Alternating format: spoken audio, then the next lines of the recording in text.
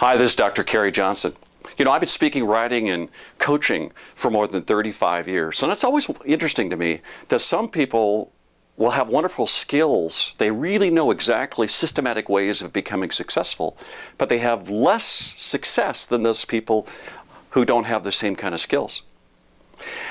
I also wondered why some people just sort of talk at you instead of converse with you. Some people just sort of pitch you instead of listen to you. And thirdly, I've always wondered why some speakers who have brilliant ideas, good concepts, very educated, can't really connect with their audiences.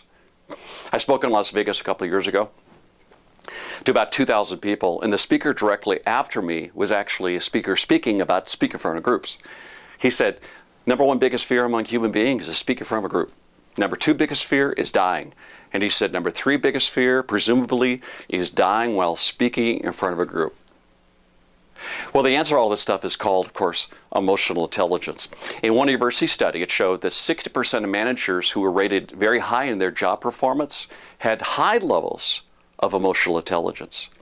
90% of top performers in any career also had high levels of emotional intelligence. But this one's going to surprise you. Only 20% of low performers had high levels of emotional intelligence. You know, IQ is your ability to learn. EQ, emotional intelligence, is your ability to manage yourself and also possess people skills in reading people better. So join me now as I speak to a group of real estate investors on emotional intelligence. One of the things that really messes us up in this business is we typically ask questions like a journalist. We ask questions like a machine gun. Okay, so your three needs. So you know, you call me on this mortgage thing, and what are your thoughts? What do you think you need? I just think I need a mortgage. I need to close in 45 days. Okay, well, that's question number two. Okay, when do you want to move? 45 days. Okay, what's your budget? I can afford $1,200. Okay, what's this other? Now, that's what journalists do. Psychologists ask a question like, when are you going to move? 45 days. Oh, really? Why so soon? Well, because, you know, the rent's up and I don't want to have to sign a lease, and it's just really difficult. Oh, yeah, leases are hard, you know. And some of the problem with leases, and this is called hurt and rescue, Judd. Some of the problem with the leases is when you do a lease, you're not able to get the tax deduction from mortgage deductions, and you know some of the leases are going up, and you know it would be really terrible if you had to pay another year of a lease when you can actually make the same payment for a new property. I mean, it's just kind of really difficult, isn't it? Yeah, I guess it is. That's emotional intelligence. Emotional intelligence has two parts. Number one, you need to control yourself. And number two, you have to read other people. So when you control yourself, there's kind of four things that you're going to fall in front of. Number one, you're going to feel rejection. If I say the wrong thing, the person's going to say, no, I don't want to work with you. Number two is called the fear of failure. If I don't really do a good job here, I'm not going to be able to continue this business, and I'm going to feel like a failure. Number three is called the fear of looking foolish. If I say something stupid, I'm going to look stupid, and I don't want to look stupid, so therefore, and women typically have this more than guys do. And number four is called the fear of success, and this is the biggest fear you've got, the biggest fear. If your income increases, let's say maybe doubles this year, which it probably could, that's going to create massive change. Change always causes stress, and stress will cause you to avoid the stress by becoming very busy during the day, but not very productive. So your time, let's say, is worth $500 an hour.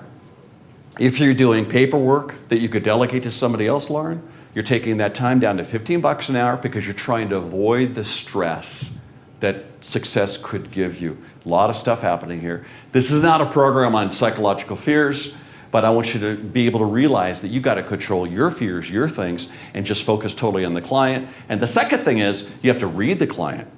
So as you learn from my presentation, emotional intelligence is defined by your personal confidence and also your social confidence around other people, of course.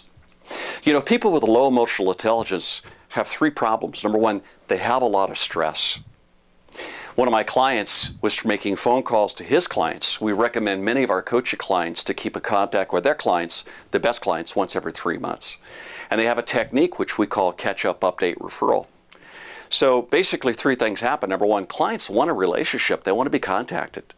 Number two, when my clients make those phone calls, they almost always get more business. And number three, they get referrals, so there's no reason not to make these phone calls. But my client said, I can't, I tried making them, I can't make them. I said, why? He said, I just don't feel like they want to talk to me. Really? Do you really think they feel that way? He said, yeah, I just feel like I'm going to get rejected. He said, I've got a lot of call reluctance. That's stress. Number two, people with low emotional intelligence talk at you and pitch. They don't really read body language all that well. One of my clients in Michigan many years ago was doing a presentation to a guy who owned a printing company. And he was talking for about an hour and a half, and all of a sudden he saw his printing company potential client lean forward in his chair. My client, Craig, said, well, what do you think? Do you like this approach? The printing guy said, I love it, let's do it. They had a cup of coffee afterwards, and Craig said, so was there any one thing about this you enjoy the most, anything that really kind of struck you? He said, well, to be honest with you, I was ready to go for that idea about an hour before you stopped talking. He said, to be honest with you, you were talking me out of it, you were buying it back. And number three, people with a low emotional intelligence, they just don't listen very well. I had a group of about 10 people that I was coaching, and we're doing some role play, just doing presentations, reading people better. At the very end of this, the guy who was speaking said to the guy listening, said, what do you think? Do you like this approach? And the guy listening, Jeff, said, well, I guess. And the guy speaking just kept going. And I said, wait. Peter, did you hear him say, I guess? Well, yeah. Well, Jeff, what did you mean when you said, I guess? He said, I don't know. It didn't really matter that much to me. I don't really care about that. Did you have enough sense to say, what do you mean by I guess? Or did you just kind of plow through that? And Peter said, oh man, I totally missed that. So, do you want to increase your emotional intelligence? You want to get better with people, better at managing yourself? Do three things. Number one, decrease your stress.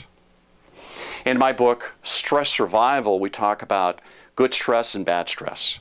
We talk about a stress graph or stress levels called subjective unit of discomfort scale. It goes from 0 to 100. 0 to 40 is kind of waking up, feeling a bit sharper, having a cup of coffee, getting going with your day. 40 to 60 is what we call peak performance. This is where you're sharp, words come out quickly, you know exactly how, the right solutions, you're just on your game, you're rocking it. Between 60 and 100 though is anxiety, sometimes panic. You think more about your own emotions than you do about the person you're talking to.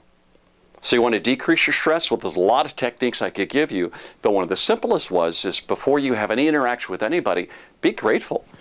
Be grateful for the chance to talk to the person. Be grateful for your business. Find something to be grateful for. Take the pressure off yourself to perform in that situation. And number three, be interested, not interesting. My new book, New Mindset, New Results, talks about two mindsets. Number one is called the fixed mindset, in which people think who I am is all I'll have. I can't really learn. I don't want to learn. I'm just going to tell you what I know. Sound like low EQ? The second group, though, is called a growth mindset. These people want to get an edge. They're curious. They want to find more out. There's something they can learn. They want to get to the next level. It doesn't matter if you're 70 or 7. Growth mindset people are actually better listeners. They're more curious. They pay better attention. So you want to feel less stress and get your EQ better? Well, study the stuff. Pay attention. If you do that, your emotional intelligence is going to go up.